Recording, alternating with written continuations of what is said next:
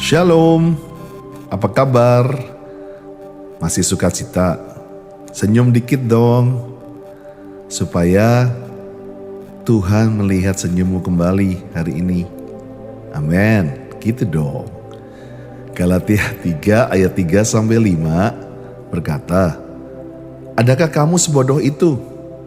Wow, kamu telah mulai dengan roh, maukah kamu sekarang mengakhiri dalam daging? Sia-siakah semua yang telah kamu alami sebanyak itu? Masa akan sia-sia?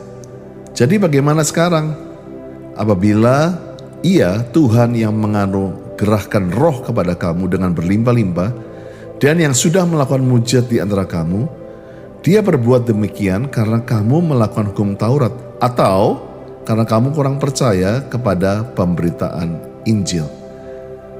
Paulus begitu dekat ya dengan jemaat yang ada di Galatia, sehingga dia bisa bilang, apakah kamu sebodoh itu?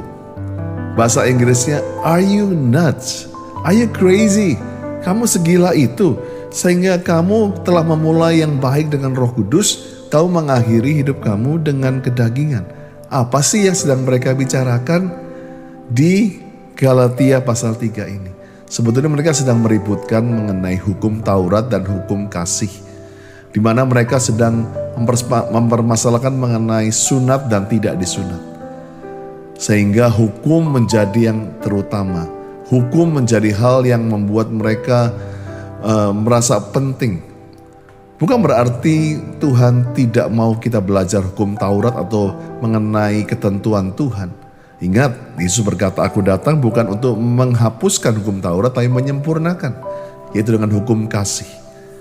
Tapi yang sebetulnya yang Tuhan ingin ajarkan lewat Paulus kepada kita adalah hidup ini seperti perjalanan.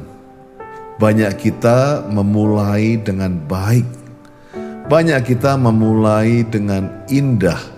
Ingat di altar call, waktu pertama kali kita terima Yesus. Waduh, air mata, dan kita bilang, Tuhan, I will run with you. Aku lari sama Engkau. Aku memberikan semuanya. Tapi dalam hari-hari ini, dalam perjalanan kita, banyak kita sudah mau angkat bendera putih. Ingat, dulu kita mulai dengan roh. Jangan kita akhiri dengan daging. Apa itu daging? Galatia juga mengajarkan mengenai kedagingan. Hal-hal yang berlawanan dengan Roh Kudus, kecemburuan, satu hal iri hati, dengki, amarah. Hari-hari ini saya ingin menghimbau Bapak Ibu Saudara sekalian untuk mengerti bahwa ikut Tuhan ini seperti lari maraton yang perlu mengatur nafas, mengatur otot supaya nggak kram. Kita bukan seperti lari 100 meter yang begitu start, kita lari sekencang-kencangnya. Kita berikan sekuat tenaga dalam berapa detik di depan. Kalau engkau lakukan itu seperti lari maraton, maka engkau hanya bisa lari mungkin 500 meter paling top. Dan kau gak akan bisa mencapai 42 km.